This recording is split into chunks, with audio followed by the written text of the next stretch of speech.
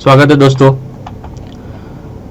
Verb suit का concept जो है उसमें सर्टिफिकेट ऐड करने का कंसेप्ट आ रहा है। गूगल क्रोम के अंदर भी हम देखेंगे और मोजिला के अंदर भी देखेंगे। तो सबसे पहले स्टार्ट करते हैं मोजिला पे।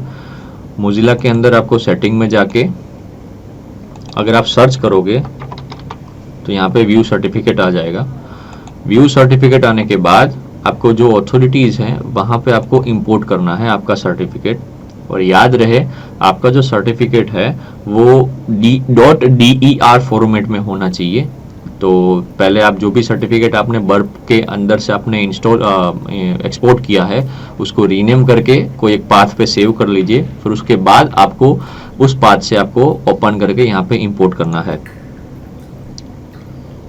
और अगर रही बात सेटिंग की तो सेटिंग में आपको पता ही है, यहाँ पे जाके आपको नेटवर्क सेटिंग में जाके आपको आईपी एड्रेस आपका जो है मैन्युअल प्रॉक्सी कॉन्फ़िगरेशन वो सेट करना है और उसको सेव कर देना है ताकि बर्ब और browser, web browser Mozilla Firefox ये दोनों कनेक्टेड हो जाए और आप ब्राउज़र से जो भी कुछ सर्फ करो वो बर्ब के थ्रू ही ट्रांसफ़र हो। तो ये था मोजिला के अंदर। हम ज़्यादातर बर्ब के ऑफिशियल एप्लीकेशन के अंदर से जो ब्राउज़र है क्रोमियम ब्राउज़र के साथ जो कनेक्टेड है हम उसका यूज़ करेंगे। और गूगल क्रोम का भी हम देख लेते हैं कैसे वहाँ पे सर्टिफिकेट ऐड करते हैं। सो स्टार्ट करते हैं। अगर विंडोज़ या फिर आप वर्चुअल मशीन के अंदर बर्ब सूट यूज़ कर रहे हो या फिर काली ऑपरेटिंग सिस्टम के अंदर बर्ब सूट यूज़ कर रहे हो, सब कुछ सेम ही है, कोई उसमें कोई डिफ्रेंशिएट नहीं है, ठीक है ना। सो अगर मैं क्रोमियम ब्राउज़र का सेटअप खोलूँ, ठीक है, और वहाँ पे मैं सेटिंग में जाके एडवांस में सिस्टम में जाके प्रॉक्सी सेटिंग में जाऊंगा, जहाँ पे प्रॉक्सी सेटिंग के अंदर यूज़ अ प्रॉक्सी सर्वर जो है उसको आपको क्लिक करना है और यहाँ पे आपका लोकल एड्रेस डालना है जिसको आप लूपबैक एड्रेस भी बोल सकते हो और पोर्ट 8080 ही रहेगा, ठीक है, और सेव कर देना है। तो इसका मतलब ये होगा कि क्रोमियम ब्राउज़र से जो भी आप रिक्वेस्ट करोगे इंटरनेट पे तो सारी बर्ब के अंदर होते हुए ही आएगी और उसके बाद अगर आप बर्ब पे फॉरवर्ड करते हो तो वो सिस्टम पे वापस रिस्पॉन्स देगी, ठीक है। सो ये क्रोमियम ब्राउज़र का है। मैं इसको अटैच नहीं कर रहा हूँ क्योंकि बर्ब सूट के अंदर ही अगर मैं टेम्पररी प्रोजेक्ट में जाता हूँ डिफ़ॉल्ट के अंदर तो वहाँ पे ओपन ब्राउज़र करके ऑप्शन आता है। ये ओपन ब्राउज़र ये बाय डिफ़ॉल्ट बर्ब का ही, बर्ब के साथ ही ब्राउज़र आता है। तो हम क्या है कि अगर इसके अंदर भी अगर क्रोमियम का ही सेटअप विथ बर्ब है तो अगर इसके अंदर ही हम सेटिंग करते हैं तो भी सेम रहेगा, तो उसमें कोई इशू नहीं है। सो मैं ऑफिशियल जो मेरी होस्ट सिस्टम का जो क्रोमियम ब्राउज़र है उसको मैं यूज़ नहीं कर रहा हूँ।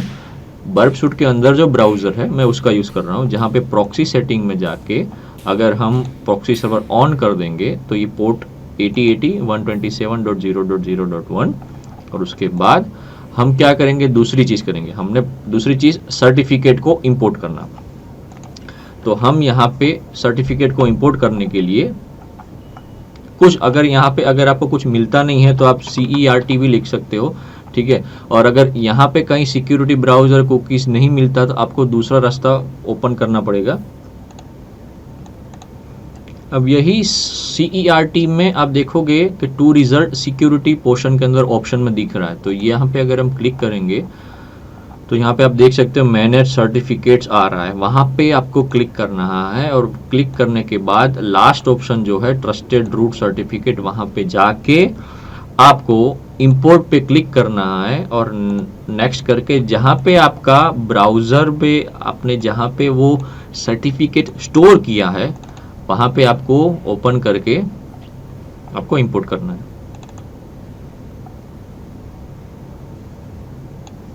अगर मैं ऑल फाइल्स में जाऊं तो यहाँ पे बर्ब करके जो है सर्टिफिकेट वो आ चुका है। दूसरी चीज़, आपको बर्ब सर्टिफिकेट है उसको वो DER फॉर्मेट में आपको रीनेम करना होगा। अगर रीनेम नहीं करते बाय डिफ़ॉल्ट DER फॉर्मेट ही रहेगा। अगर नहीं किया तो आप एक बार फिर से जहाँ पे आपका पाथ है वहाँ पे बर्ब नाम का जो आपने सर्टिफिकेट एक्सपोर्ट किया है वहाँ पे आपको .der फॉर्मेट पे उसको रीनेम करना है, उसके बाद ही आपको इंपोर्ट करना है। यहाँ पे आप देखोगे burb.der फॉर्मेट में क्लिक करके फिर आपको नेक्स्ट करना है और फिर ये फिनिश कर देना है। Do you want to install this certificate? You are about to install a certificate from a certification authority claiming to represent portsfigure.ca. portsfigure का ही होता है, so उसमें कोई इशू नहीं है. अरे हाँ, मैंने नो कर दिया, उसकी वजह से इशू हुआ है.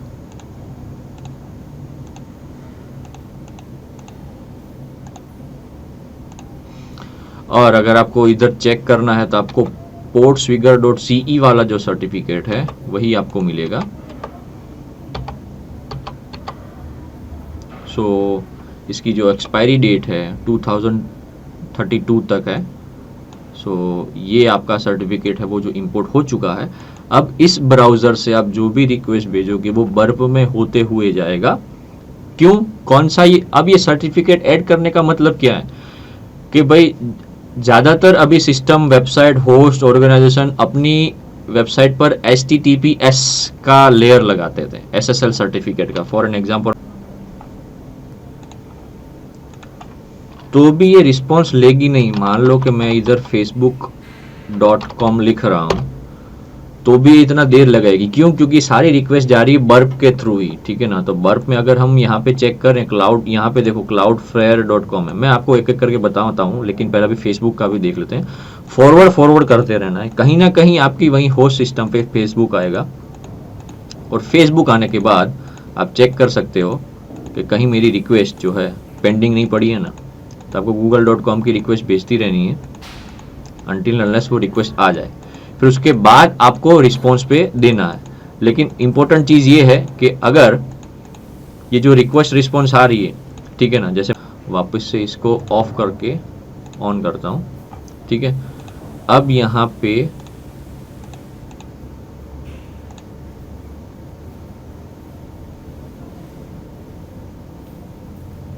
इंटरसेप्ट ऑन कर देता हूँ.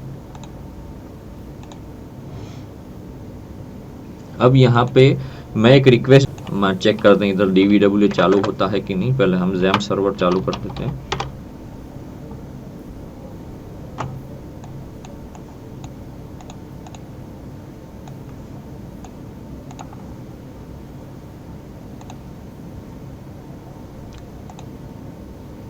ओके,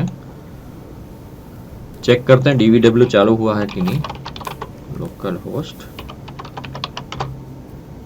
और यहाँ पे जो रिक्वेस्ट होगी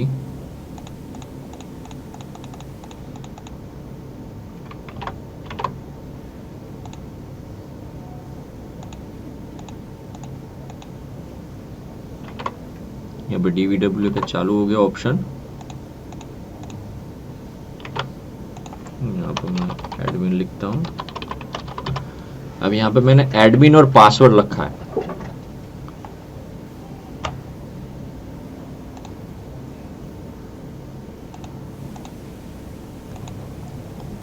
और अगर मैं इसको लॉगिन करता हूं तो ये रिक्वेस्ट अभी एक्सेप्ट नहीं होगी क्योंकि बर्प पे जाके वो पहले अटकी पड़ी है, ठीक है. सो लॉगिन करने के टाइम रिक्वेस्ट जो होगी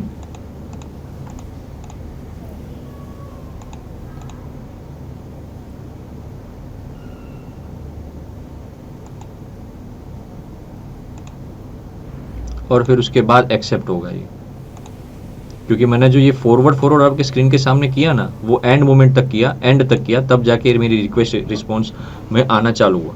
मैं अगर सिक्योरिटी अगर मैं इधर सिर्फ नॉर्मल कर दूं ना तो भी उसका जो रिस्पॉन्स है वो भी मुझे चेक होगा जब तक मैं इसको ऑप्शन में नहीं रखता. अगर मैं मान लो कि ये टैब क्लोज कर देता हूँ तो उस टैब